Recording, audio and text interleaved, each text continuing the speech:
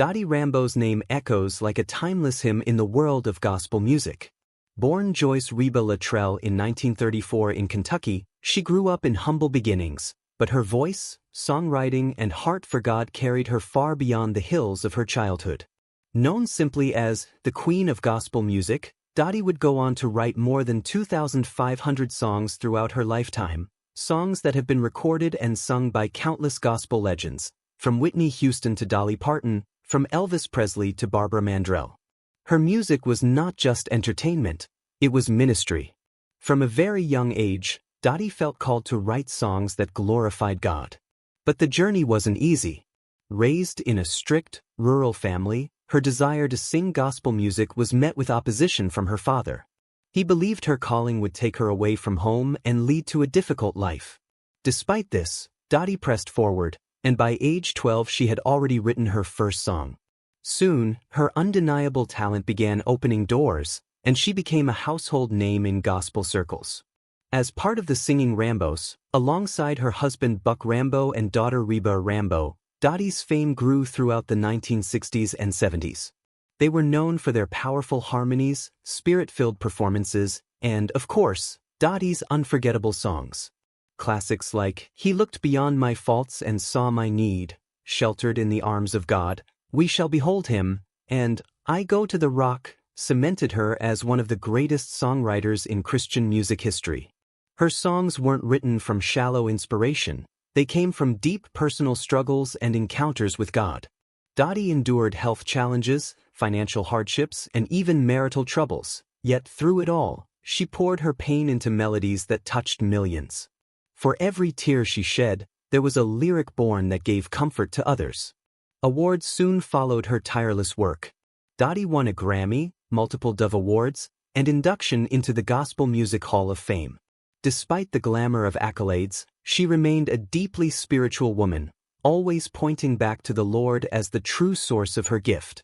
However, behind the applause and bright stage lights, Dottie's personal life was marred by health battles and physical pain. Years of back injuries and complications from multiple surgeries often left her in agony. She lived with chronic pain, but she refused to stop ministering through her music. Those who knew her described her as a woman who sang through suffering, a warrior clothed in melody and prayer. But as inspiring as her life was, her death left the world in shock. In 2008, tragedy struck, and nearly 2 decades later, the wounds of that day still remain. On May 11, 2008, Mother's Day, Dottie Rambo was traveling with her band to a concert in Texas. Despite her declining health and constant back pain, she was still on the road, still sharing her music with audiences hungry for the hope her songs provided. But what was supposed to be another joyful night of ministry ended in heartbreak. As her tour bus traveled along a stretch of highway near Mount Vernon, Missouri, the driver lost control. Investigations later suggested that heavy rains and difficult road conditions played a role in the accident. The bus veered off course and crashed violently. When news spread that Dottie Rambo had been killed in the crash, the gospel world was shattered. She was 74 years old, still active in her calling, still writing, still singing, and still pouring into lives. For many, it was unthinkable that the woman who had written about being sheltered in the arms of God would leave this world in such a sudden and tragic way. Others injured in the crash survived, but the loss of Dottie left a void that has never truly been filled. Tributes poured in from artists, pastors, fans, and family. Dolly Parton, a close friend who had often recorded Dottie's songs, publicly shared her grief, calling Dottie a dear friend and one of the greatest songwriters I've ever known. The Southern gospel community mourned collectively, recognizing that they had lost more than a legend. They had lost a pioneer, a trailblazer, and a mother of faith through music. The tragedy raised many questions. Why was she still on the road despite her fragile health? Could the accident have been prevented? Was it simply fate, or was it a harsh reminder of life's unpredictability? For her family, friends, and fans, these questions still echo 17 years later.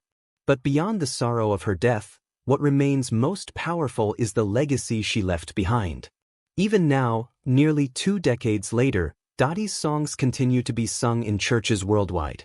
Her lyrics, born from pain, faith, and perseverance are timeless. When people sing, "We shall behold him," or "I go to the rock," they aren't just singing music, they are echoing the heart of a woman who lived every word she wrote. Her daughter, Reba Rambo, has often spoken about how her mother's faith never wavered, even in suffering. To this day, Reba and others in the gospel community honor her memory by keeping her songs alive. Concerts, tribute albums, and documentaries ensure that new generations continue to encounter Dottie Rambo's powerful testimony through music. The mystery of her tragedy isn't in how she died, it's in how her life seemed to foretell it. For years, Dottie wrote about heaven, about going home, about laying burdens down at the feet of Jesus.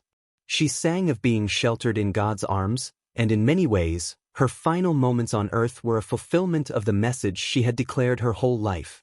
Now, 17 years later, the world still mourns, but it also celebrates.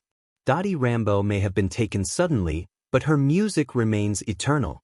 Her legacy is proof that while death can silence a voice, it cannot silence a song.